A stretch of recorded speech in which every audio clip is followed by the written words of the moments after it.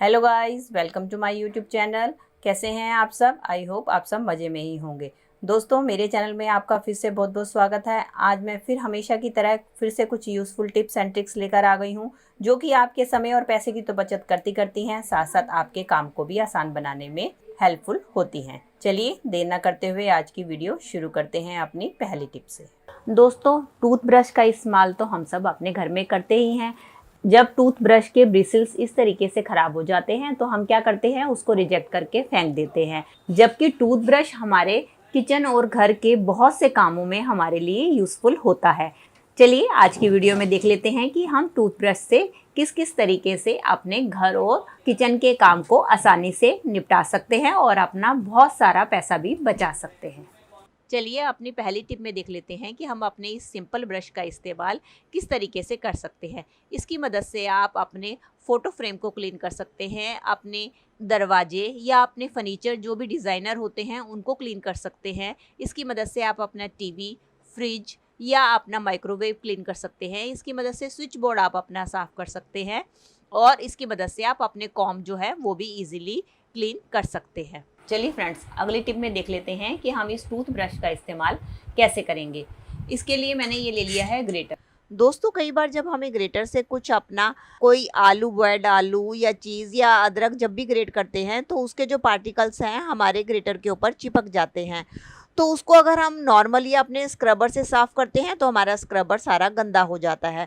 तो उस कंडीशन में आप इन ब्रशेस का इस्तेमाल कर सकते हैं। बस उसके लिए आपको ब्रश को अपना थोड़ा सा गीला करना है और उसके बाद अपने ग्रेटर के ऊपर इसको अच्छी तरीके से रगड़ देना है, जैसे कि मैं लगा रही हूँ। तो उसके बाद आप देखेंगे कि आपके जो ये जो पार्टिकल्स हैं जो इनके होल्स में फंस जाते हैं वो इजीली इसकी मदद से निकल आएंगे। उसके बाद आप इसको अपने डिश जेल की मदद से इजीली क्लीन कर सकते हैं। चलिए अगली टिप में देख लेते हैं। हम लेंगे एक टूथब्रश। अब हमने क्या करना है, हमने लेनी है एक सीजर और उसकी मदद से इसके जो ऊपर के ब्रिसल्स हैं इसको हम क्या करेंगे, अब हम इस सीजर की मदद से इसका जो फ्रंट वाला हिस्सा है इस तरीके से काट लेंगे। ये देखिए जैसे मैंने काटा है, ये देखिए सीजर की मदद से मैंने इसके फ्रंट के ब्रिसल्स को इस तरीके से काट लिया है। अब हम क्या करेंगे, इसकी मदद से हम अपने सिंक के होल्स को इजीली क्लीन कर सकते हैं और चाहे तो आप इसकी मदद से सिंक के ऊपर जो हम ये ड्रेन की जाली होती है उसको भी क्लीन कर सकते हैं। चलिए फ्रेंड्स, कई बार हमारे घर में इस तरीके के लॉन्ग ग्लासेस होते हैं या कप्स होते हैं जिनको हमें क्लीन करना होता है, या कई बार ऐसा होता है कि हमारे कुछ कप्स होते हैं जिनके नीचे आपने देखा होगा इस तरीके की चाय या कॉफ़ी नीचे जम जाती है। तो जब भी हम इसको क्लीन करते हैं तो आपने देखा होगा ये हमारा साइड से तो क्लीन हो जाता है, और जैसे कि ये मैं ग्लास भी क्लीन कर रही हूँ तो हम जो है इस ब्रश की मदद से साइड से तो ग्लास को क्लीन कर लेते हैं, लेकिन इसका जो बॉटम पार्ट है वो क्लीन होने से रह जाता है, क्योंकि इसके नीचे हमारा ये प्लास्टिक जो है लगा होता है, जिसके कारण इसके ब्रिसल्स नीचे तक नहीं पहुंच पाते। तो इसके लिए हम क्या करेंगे, इसके लिए हम लेंगे लाइटर की मदद। इसके लिए चाहे आप लाइटर ले लें, कैंडल ले लें, या गैस के ऊपर भी आप इसको मोल्ड कर सकते हैं। ये देखिए दोस्तों, मैंने लाइटर की मदद से इसको बेंड कर लिया। ये देखिए इसकी मदद से हमारे जो है ग्लास हर तरफ से इजीली क्लीन हो रहा है। इस ब्रश की मदद से आप अपनी टाइल्स के ऊपर का ये जो बीडिंग सी होती है इसको भी आप क्लीन कर सकते हैं, और साथ साथ आप आपके घर पे अगर स्लाइडिंग विंडोज़ हैं उसको भी आप इसकी मदद से क्लीन कर सकते हैं। चलिए दोस्तों, कई बार हमारे घर में इस तरीके की छोटे मुंह वाली बॉटल्स होती हैं जिनको हमें क्लीन करना होता है, तो हम जो मोस्टली बड़े वाले ब्रश से इनको साफ़ करते हैं तो ईजिली ये क्लीन नहीं हो पाती हैं।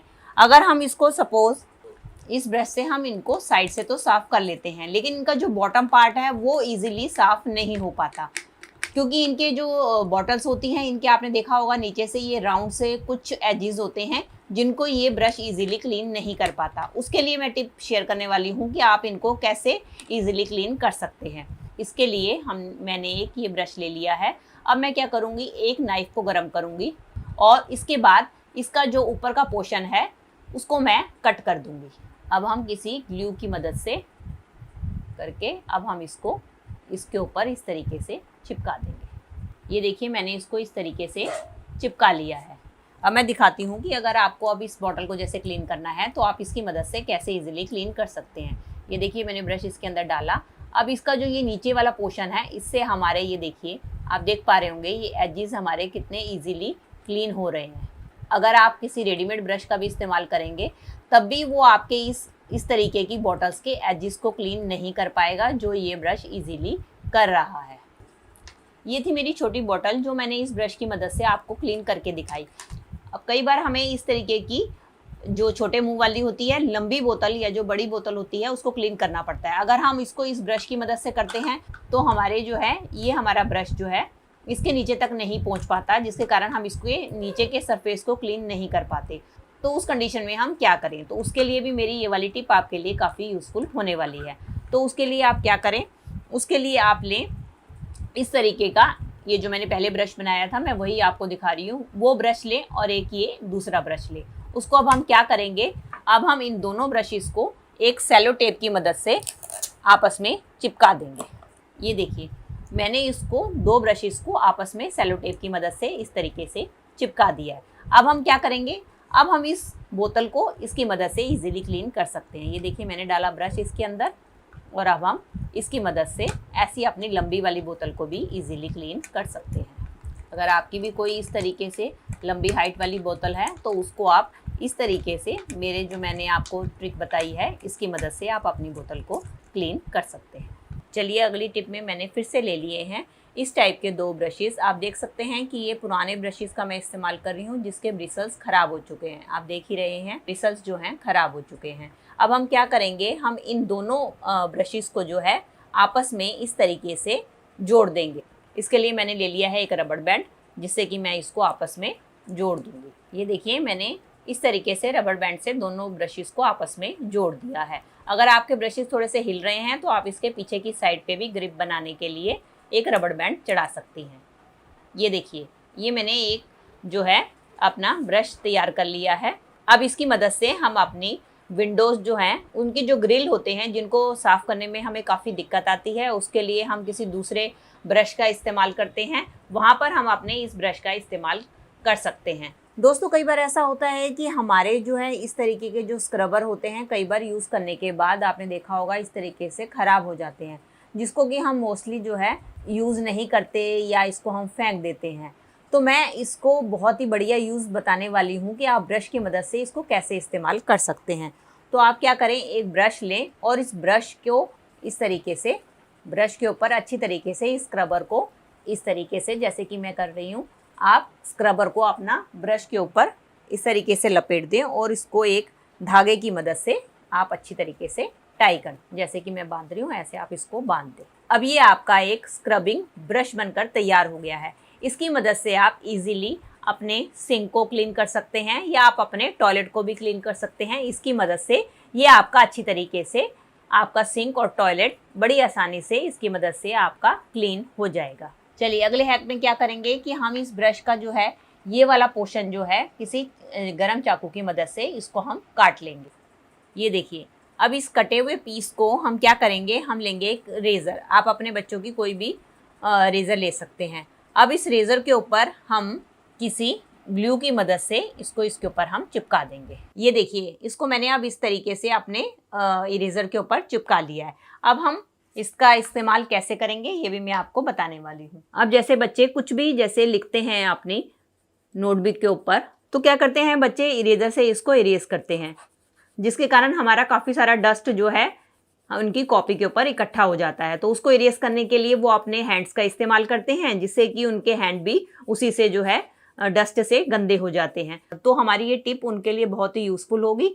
तो जब हमने इसको ब्रश को इसके ऊपर अपने चिपका लिया है तो क्या करेंगे, हम इस ब्रश की मदद से इसको अपने डस्ट को वो बच्चे इसकी मदद से ही क्लीन कर लेंगे। उससे क्या हो जाएगा, उनका हाथ भी गंदा नहीं होगा और उनका जो है काम भी बन जाएगा। अब इस कटे हुए ब्रश का तो मैंने आपको एक यूज़ बताई दिया कि हम उसको कैसे इरेज़र के ऊपर चिपका लेंगे।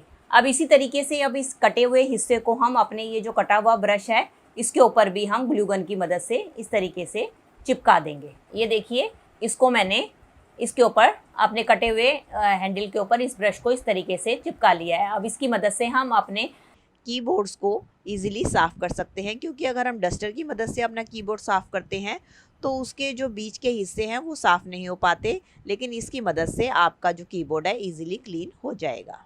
अब इस कटे हुए हिस्से को भी हम वेस्ट नहीं करेंगे।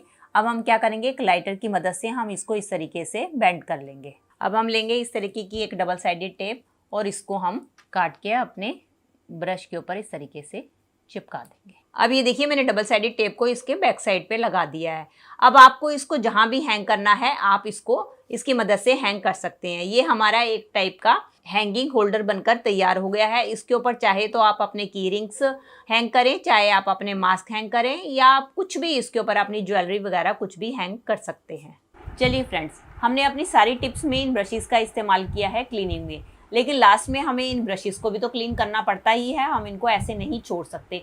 इन ब्रशेस को क्या, हमें अपने जो नॉर्मली हम घर में टूथ ब्रशेस इस्तेमाल करते हैं उनको भी हमें वीक में एक बार ज़रूर क्लीन करना चाहिए। तो उसके लिए मैं आपको बता रही हूँ कि आप इसको कैसे क्लीन कर सकते हैं।